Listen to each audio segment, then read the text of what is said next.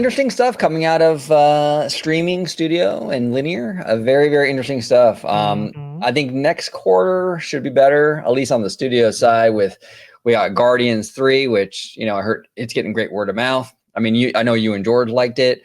Mermaid, which I know a lot of people don't like this movie and they don't want it to do well for various reasons, but I think it's gonna do well. It's getting pretty decent word of mouth. So Disney has some stuff lined up for this next upcoming quarter that on the studio side, I think we're gonna see much better numbers. Yes.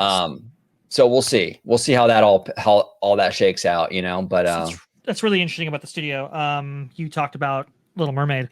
Yeah. This was something that was reiterated over and over again in the call when they were talking about studio, was that they really feel confident in their what they would call, quote, strong summer slate.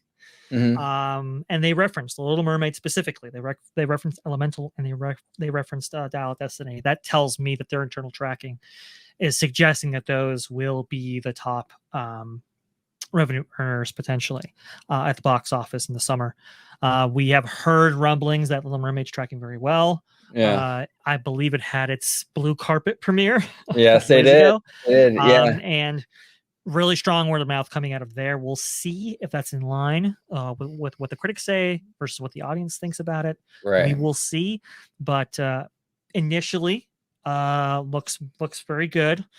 We'll see if they can overcome some of those investments in Dial of Destiny.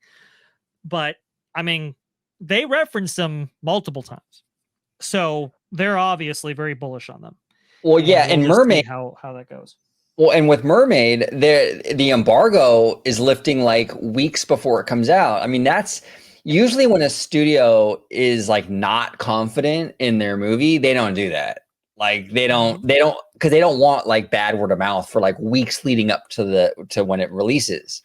Right. So you'll see like on a bad movie that the studio doesn't have faith in, the embargo drops like 2 days before the movie releases or something, It's pretty bad. But for Disney to say, hey, we're gonna give this movie like 2 or 3 weeks with the embargo, yeah, they're confident. Now that doesn't mean it's a good movie. I'm not saying. I mean, that just means Disney thinks it's a good movie. You know, Disney has faith in it. The screening, the blue carpet premiere or whatever, the word of mouth coming out of that with the access media was very positive overall. We'll see how it shakes out with the normies. In my opinion, this movie looks no better or no worse than any of the other live action films, which I had no interest in any of the other ones too, to be honest. But does this really look worse than Aladdin? Nah, not really. It looks pretty much the same, And does it look worse than Lion King or any of the others? Not really.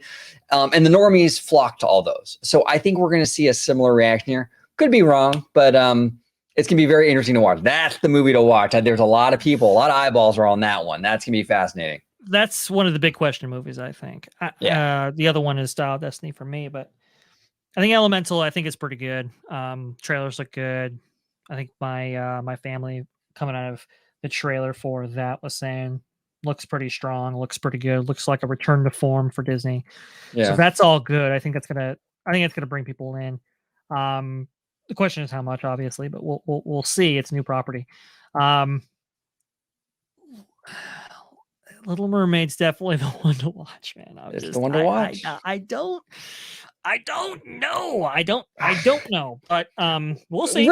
Real quick before we dive into our, we're going to talk parks and like right now after this, but I just want to bring up one thing because I'm kind of confused, right? Sure. Yeah.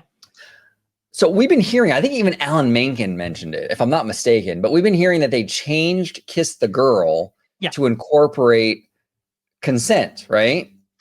Yes. And then Disney released a clip of like pretty much the whole scene. I mean, it was like a 1.5 minute, 2 minute clip, but it's one song. So the segment's only probably 3 minutes, total. Sure. That's if you can see it. It's pretty dark there. Yeah, it's pretty dark. It is pretty dark. But it's like, to me, it looked like the animated movie almost verbatim, like very little changes. I didn't see anything in there that indicated they changed the consent or anything. It looked like they were in the boat. They were going to kiss and they don't. They were going to kiss and they don't. Am I missing something, Dre? It looks exactly the same as the freaking movie. I mean, the animated movie. I don't know what they're referring to. I don't either. the okay. So the thing, okay. There's nuance here with the original that I guess went over everybody's head, right? The idea is, I mean, and some of the marketing for this film, some of their marketing, I guess, partners or whatever, the press is saying, oh, well, she, it's not just for a boy this time. It's just, she wants to do this and this kind of stuff. And it's like, well, she wanted to do it before. It wasn't all about the boy. Part of your world wasn't just for him, right? Right. Obviously she's talking about Ariel. I'm sorry, Eric. Sorry. But it wasn't all about him though.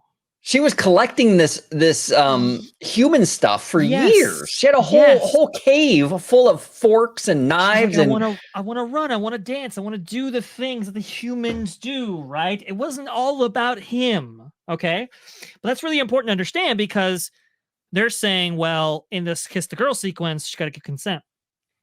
She wants to be human, right? And Ursula is saying, to be human, you have to get Eric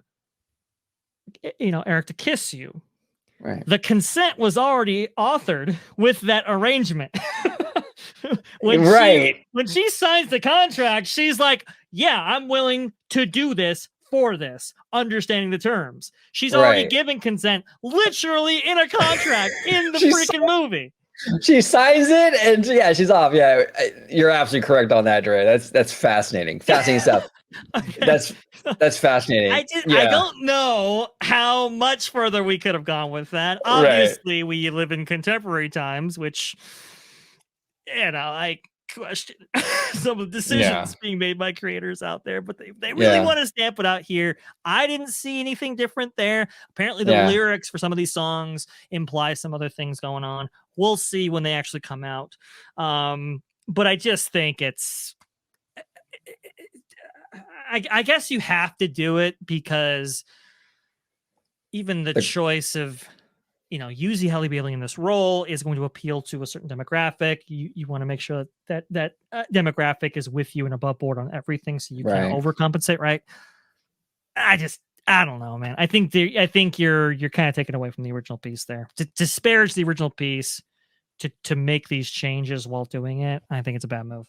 Yeah, it's interesting. We'll see how it is. All eyes are on this movie, and honestly, the only thing that I have any interest in with this movie in particular, because I don't like the live action remakes overall, is Halle Bailey. I think she's a wonderful young lady, very talented. I'm rooting for her more than anything, to be honest with you.